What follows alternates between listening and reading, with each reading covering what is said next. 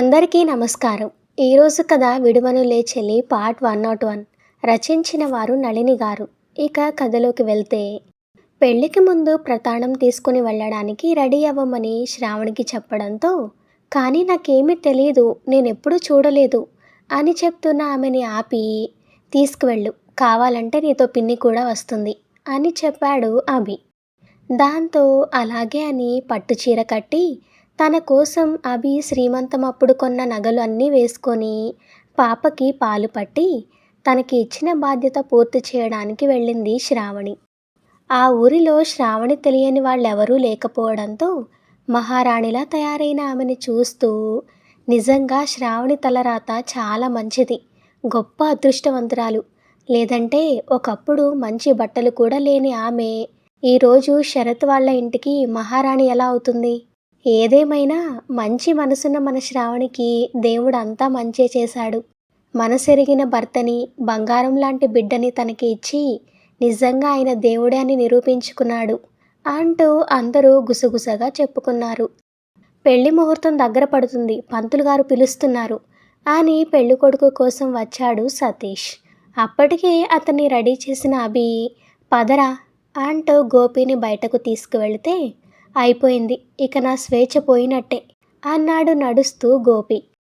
ఆ మాటకి నవ్వుతూ, అదేంట్రా అలా అంటావు అని అడిగాడు అభి. నీకు తెలియదురా బాబు, అది చూడ్డానికి అలా ఉంటుంది కానీ ఒట్టి గయ్యాళిది. అది చెప్పేదే మనం వినాలి కానీ అది మనం చెప్పేది వినదు అంటూ ఆపోతున్న అతన్ని చూసి, రే జాగ్రత్తరా, గోడలకి చెవులుంటాయి, నీ మాటలు కానీ పడకూడని వాళ్ళ చెవిలో పడితే ఇక నీ పని అంతే అంటూ గోపిని పీటల మీద వదిలి శ్రావణి కోసం చూడడం మొదలుపెట్టాడు. ఫంక్షన్ హాల్కి వచ్చింది మొదలు ఆమె అతని కంట పడలేదు. అందుకే ఈ ఆరాటం అభికి. గోపితో అక్కడ కార్యక్రమం పూర్తి కావడంతో అమ్మాయిని తీసుకురండి అన్న పంతులు గారి మాటకి అభి గోపి ఇద్దరూ అటువైపు చూస్తే, పర్పుల్ కలర్ పట్టు చీరలో ధరణి, పింక్ కలర్ పట్టు చీరలో శ్రావణి నడుస్తూ వస్తుంటే గోపి వెంటనే తల పక్కకి తిప్పుకోగా అభి మాత్రం గోపి వెనకకి వెళ్ళి నించున్నాడు. ధరణిని కూర్చోపెట్టి శ్రావణి హరిత కూడా నవ్వుతూ ఆమె వెనక చేరితే, కొంచెం కొంచెంగా శ్రావణి వైపుకి జరిగిన అభి ఎవరూ చూడకుండా ఆమె చేతిని పట్టుకున్నాడు మెల్లగా.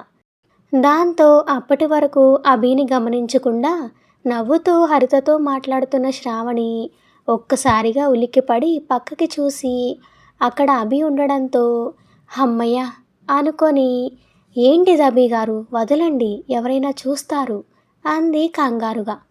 పర్లేదు, చూసినా ఏం కాదు అంటూ ఆమె చేతిని పట్టుకొని అక్కడ జరిగే తంతు చూస్తూ ఉన్నాడు నవ్వుతూ. తన పక్కన గోపి, అది కూడా పెళ్లిపీటల మీద ఉండడం చూసి ధరణి సంతోషం అంతా ఇంతా కాదు. దాంతో జీలకర్ర బెల్లం పెట్టమని పంతులు గారు చెప్పడం విని అతను పెట్టిన తర్వాత తను పెడుతూ, థ్యాంక్ యూ బావా అంది నవ్వుతూ. ఎందుకే? నన్ను పెళ్లి చేసుకుంటున్నందుకు. అదైతే నేను కూడా నీకు థ్యాంక్స్ చెప్పాలి, అన్నీ తెలిసి కూడా నా లైఫ్లోకి వస్తున్నందుకు. You are so special person to me అన్నాడు నవ్వుతూ. ఆ మాటకి మురిసి మబ్బుల్లో డాన్స్ వేస్తూ ఆమె అక్కడ ఉండగానే అన్ని కార్యక్రమాలు అయిపోయాయి. చివరిగా మేనమామ దగ్గర నుండి ధరణిని అప్పగింతలు తీసుకొని ఇంటికి రిటర్న్ అయ్యారు అందరూ. ఇక అభి అయితే జరిగే ప్రతి తంతుని చూస్తూ వాళ్ళ పెళ్ళి అప్పుడు పరిస్థితి గురించి శ్రావణితో మాట్లాడుతూ ఆమెని ఒక్కోసారి నవ్వించి ఒక్కోసారి అలిగేలా చేసి మొత్తానికి గోపి పెళ్లిలో మళ్ళీ తమ పెళ్లి చూసుకున్నాడు. అప్పుడు జరిగిన సీరియస్ పెళ్ళి ఇప్పుడు తలుచుకుంటే చేసిన పనులన్నీ ఫన్నీగా అనిపించాయి ఇద్దరికి.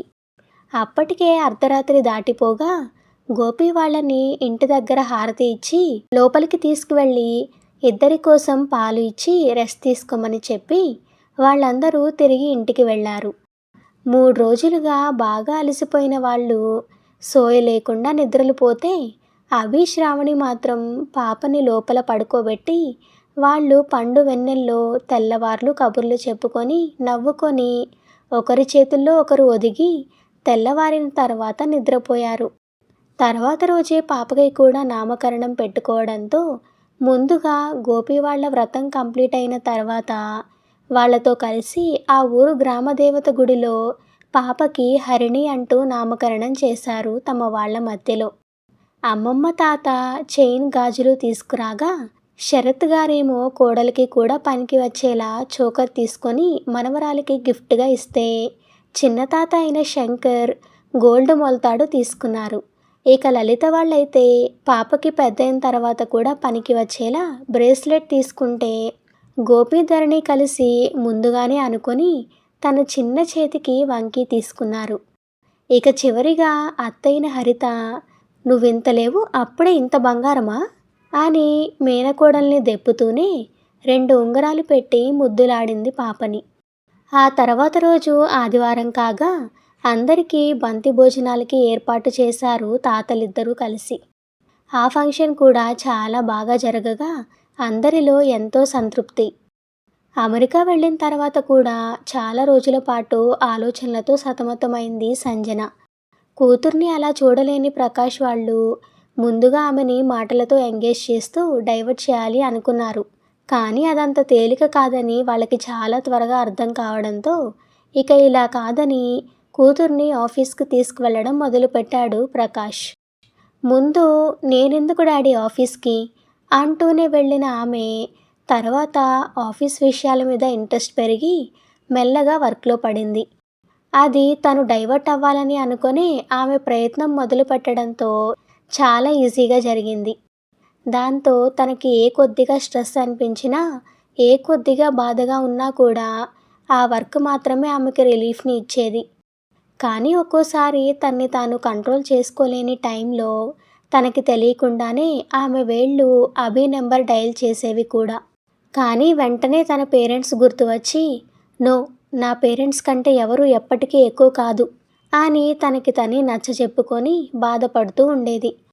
ఇలా కొన్ని రోజులు గడిచిన తర్వాత ఓ రోజు ప్రకాష్ చెల్లెలి కొడుకు రోహన్ సడన్గా కెనడా నుండి వచ్చాడు వాళ్ళ ఇంటికి. రోహన్ని చూసి పండగ వాతావరణమే నెలకొంది ఆ ఇంట్లో. అతను నవ్వుతూ నవ్విస్తూ అందరిలో కొంచెం హుషారు నింపుతుంటే, చాలా రోజుల తర్వాత అతన్ని చూసిన సంజు కూడా అతనితో బాగానే మాట్లాడుతూ ఉంది. రోహన్ మాత్రం ఆమెతో క్లోజ్గా ఉండడానికి తనకై తనే చొరవ తీసుకుంటూ ఆమెతో చిన్నప్పటి కబుర్ల నుండి అన్నీ పంచుకుంటూ ఉండేవాడు. ఇంట్రెస్ట్ లేకపోయినా తప్పక అవన్నీ వింటూ ఉండే సంజుకి విసుగు వచ్చేది ఒక్కోసారి. కానీ బయటపడకుండా తన వర్క్ మీద కాన్సన్ట్రేషన్ చేసుకునేది. ఆమె వర్క్లో ఇన్వాల్వ్ అవ్వడం చూసి, ఏమైంది నీకు? ఇక్కడ నేను మాట్లాడుతుంటే నువ్వు వర్క్ చేసుకుంటున్నావు? నువ్వు బాగానే ఉన్నావు కదా అని అడిగాడు రోహన్. యా, బట్ నాకు అర్జెంట్ వర్క్ ఉంది, సారీ అంటూ అక్కడి నుండి లేచి వెళ్ళిపోయింది.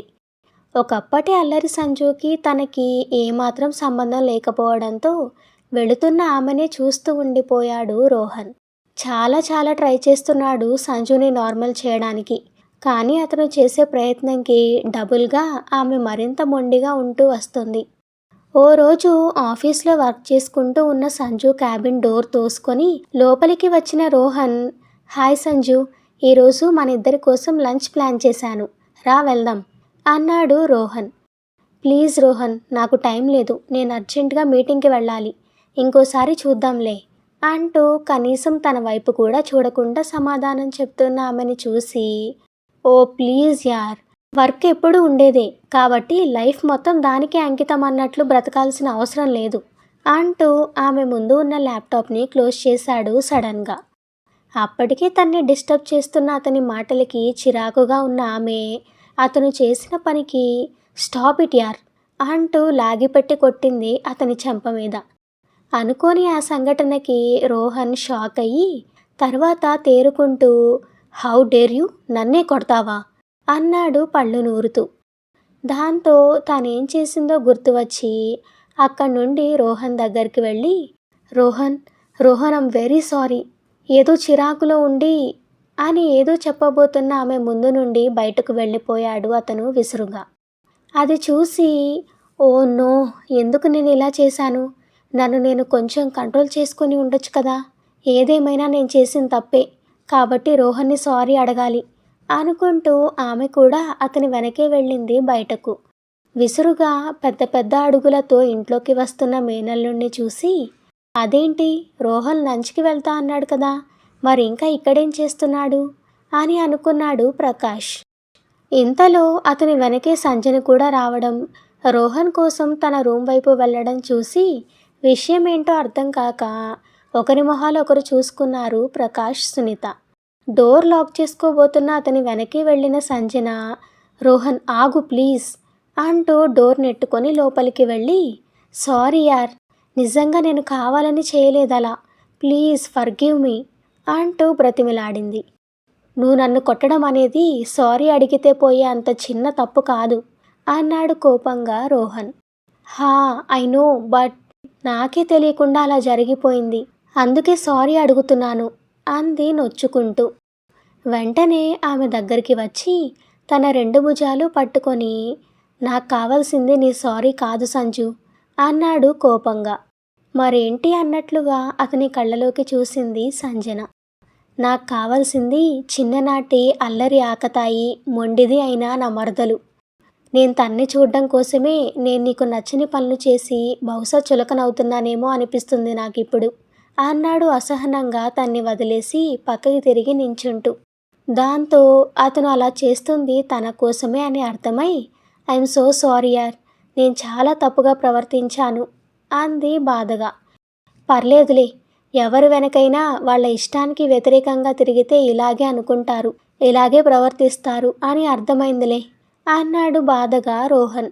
దాంతో ఒక్కసారిగా అభికి తనకి మధ్య జరిగిన కొన్ని సంఘటనలు ఆమె కళ్ళ ముందు మెదలడంతో బాధగా అనిపించి, సారీ, నిన్ను అనవసరంగా బాధ పెట్టాను, కానీ నువ్వు అనుకున్నట్టు నా మనసులో అలా ఏం లేదు, నేను నిజంగానే వర్క్లో ఉండి అలా జరిగింది, ప్లీజ్ యార్, ఈ ఒక్కసారికి నన్ను ఎక్స్క్యూజ్ చేయి, అలాగే నువ్వు అడిగినట్టు మనం లంచ్ కోసం కూడా వెళ్దాం అంది. ఆ మాటకి ఆమె వైపు సీరియస్గా చూశాడు.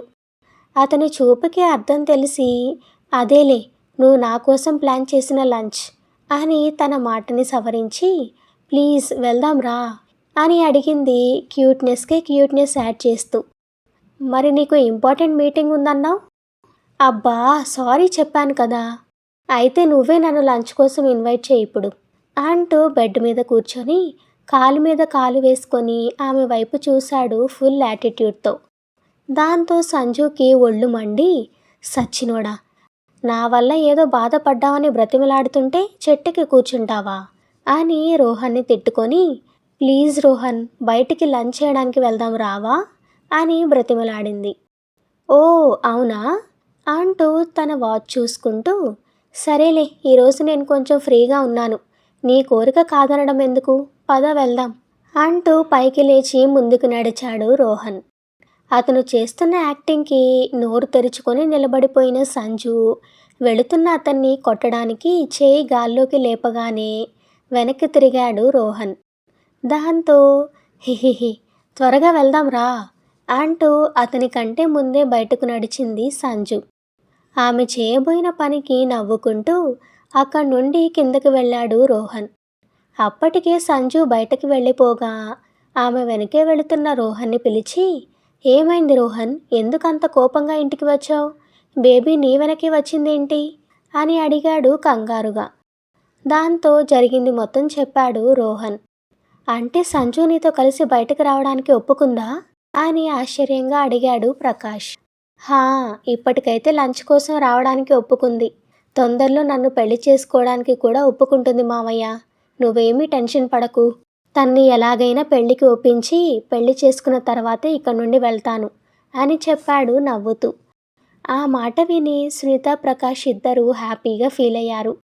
థ్యాంక్ యూ రోహన్, నేను అడగగానే నీ బిజినెస్ కూడా వదిలేసి వచ్చి సంజుని నార్మల్ చేయడానికి ఎంతో చేస్తున్నావు అన్నాడు కన్నీళ్లతో మేనల్లుడి చేతులు పట్టుకుంటూ. మామయ్య, మీకోసం తన కోసం నేను ఏదైనా చేస్తాను, అయినా నేనేమీ అప్పుడే మీ అమ్మాయిని మా ఇంటికి తీసుకువెళ్ళిపోవడం లేదు నువ్వు ఏడవడానికి అంటూ కన్నీళ్లు తుడిచి, ఇక నువ్వు ప్రశాంతంగా ఉండు మామయ్య, సంజుని నేను చూసుకుంటాను అని వాళ్ళకి ధైర్యాన్నిచ్చి అక్కడి నుండి బయటకు వెళ్ళిపోయాడు రోహన్.